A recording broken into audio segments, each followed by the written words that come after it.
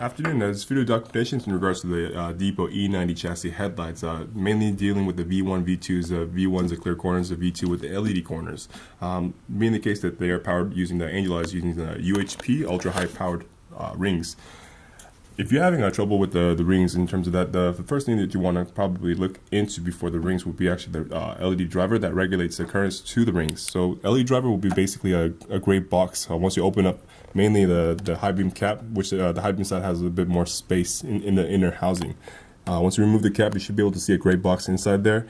At certain batches, sometimes they're tucked nicely in there. At other times, they actually have like a piece of 3M tape, maybe binding it or securing it down so that it doesn't float anywhere else.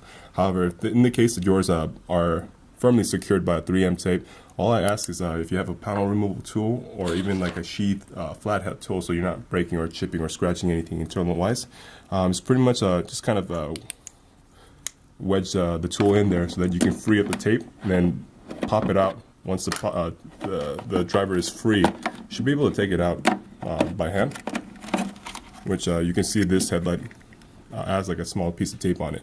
Depending on the batch, some of them are nicely tucked in there, some of them have 3M tape, but mainly the whole point of this video is just to show you what the driver looks like and how to pull it out and where maybe you might find it.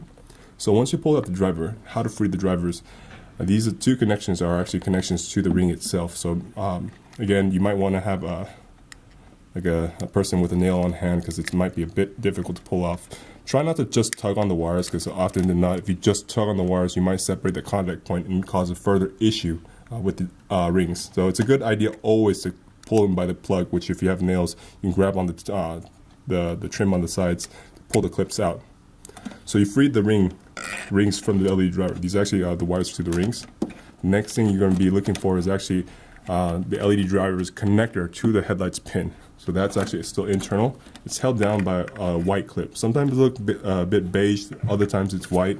Just try to look for pretty much a plastic clip that looks like this, and once you're able to release it, which if you're able to just simply depress the one end, to pretty much pull it out. So it pretty much this clip is clipped right in through it. So if you depress it, you can just slide this right out, and that in itself frees the LED driver. Pretty much this is the end of the documentation, just to show you how to remove the driver. So once you get the replacement driver, you repeat the steps and pretty much nicely tuck the new driver in.